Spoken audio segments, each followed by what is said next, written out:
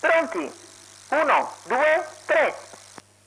Considerato buono il segnale, Aldebaran con Giuseppe Marseglia che prende Numero il comando 6, All About B, davanti ad Artiglio squalificato. dei Venti, mentre rompe e viene subito squalificato All About B. Terza posizione per Alcatraz. Poi fra i due penalizzati, prima Anita Spritz di Annipan che cercano di ricongiungersi. Anche in questa corsa rimane un quintetto, 200 metri in 15,9.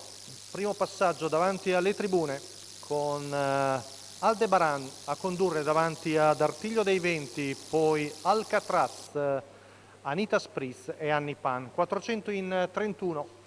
Prosegue in vantaggio Giuseppe Marseglia col figlio di Exploit CAF, Aldebaran. Artiglio dei Venti è seconda alla corda davanti ad Alcatraz, poi Anita Spritz e Annipan, 600 che vanno via in 47 scarsi. Retta di là, prosegue di buona linea Aldebaran, ha una lunghezza di vantaggio su Artiglio dei Venti, segue sempre Alcatraz, intanto siamo a compimento del primo giro, 15,1 la frazione di là, 1,2 il primo giro, con in vantaggio sempre Aldebaran. Cerca di riavvicinarsi Artiglio dei Venti, seguito sempre da Alcatraz, poi le due femmine penalizzate, Anita Spritz e Annipan. Chilometro in 1,18,1, secondo passaggio davanti alle tribune, si gira Giuseppe Marseglia ma non vede arrivare nessuno. Ci prova ora Anita Spritz a spostare all'esterno, la sua scia è presa da Annipan. Frazione qui davanti in 15,6 con Aldebaran sempre in vantaggio su Artiglio dei Venti. Anita Spritz che cerca di avanzare, la sua schiena è presa da Annipan. Alcatraz sempre lì alla corda.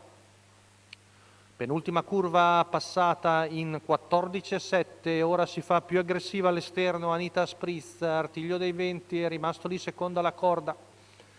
Annipan in quarta posizione, poi Alcatraz ancora lungo la corda, prosegue il duello fra i primi due con Alcatraz che ha respinto il primo attacco portatogli da Anita Spritz. Artiglio dei Venti seconda alla corda. Numero 1, Alcatraz, Errore di squalificato. Alcatraz, siamo a poco più di 200 metri dalla conclusione, ancora Aldebaran in vantaggio, ultima curva passata in 14,9, retta d'arrivo a fruste alzate con Aldebaran che cerca di difendersi, Artiglio dei Venti si butta in open stretch e negli ultimi metri Artiglio dei Venti viene a vincere su Aldebaran, terzo posto per Anita Spritz davanti a Annipan, si getta in un galoppo liberatorio ma abbondantemente dopo il palo.